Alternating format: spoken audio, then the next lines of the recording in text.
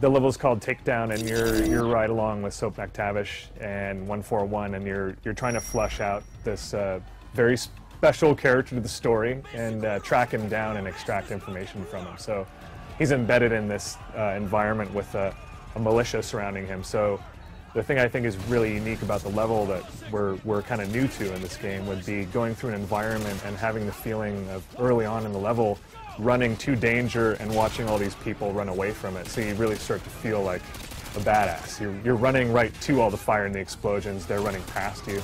And at the same time, you're in an environment where there's aggressive militants like shooting at you, and you have civilians you're trying to not take them down. You got to use muzzle discipline and choose your targets properly, and you're going through this really hectic environment with things exploding up and all over the place. There's transformers exploding, glass is all over the place. We're not talking about glass enough in this game. We have really good glass.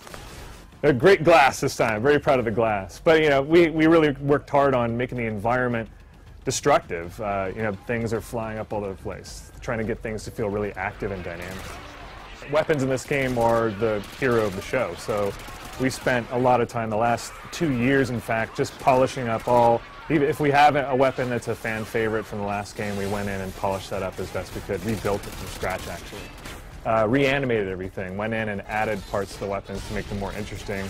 We just wanted it to look the part, like look the hero. We spent a lot of time researching how camo paint jobs go into weapons. So if you step into single player, you can expect to see Arctic weapons that match the environment they're in. And that plays into Spec Ops. It also plays in the multiplayer where we can actually customize the paint job.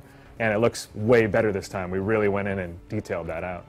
Spec Ops mode, we always wanted to do some co-op, so we took the gameplay that you saw in Sniper Escape last game, Modern Warfare 1, and expanded on that. So a two-man team, like buddy system, going through a game mode that is entirely separate from single player, just completely different. So it sits on its own as its own, almost a third game within the box. So you can go through and you can play it solo, you can play it split screen, or you can play it online with a friend.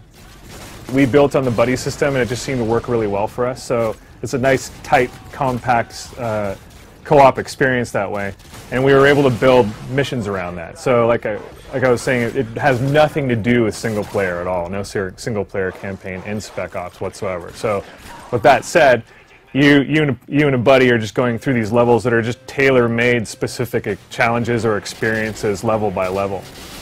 The way we designed it was we have these specific challenges built into Spec Ops. So we would usually add in the right arsenal or the right tools to put them in the environment. So there's even equipment from multiplayer that'll show up in Spec Ops, which becomes very, very handy. So I can't mention what they are, but you can look around the environment and strategically work, or go in tactically with your buddy and figure things out, create choke points, use the equipment, and it's made available to the player per level depending upon what type of experience we're trying to give the player. You don't have to play single player to unlock Spec Ops. You can fire up the game, turn it on day one, and have single player, multiplayer, and Spec Ops all completely available. But as you're going through Spec Ops, day one when you start, you'll need to play a couple of missions to start unlocking pieces of Spec Ops. Now that doesn't mean that if you're playing online and you have a friend that's a little further along in Spec Ops, you can't join them. You'll be able to join them in that level, but you'll have to unlock it on your, progressively with a friend. The way the different modes for Spec Ops works, we go regular, there's no recruit. So you have regular, hardened, and veteran. And the way that would play out, for example, in one level would be we multiply the amount of enemies you have to kill, or we take time off. You have to finish it in a shorter amount of time. And there's three stars earnable per level. It was very challenging to get the level of dynamic explosions and objects, from single player into multiplayer. I know we're playing over the internet and we're trying to, get that stuff across client side and server side.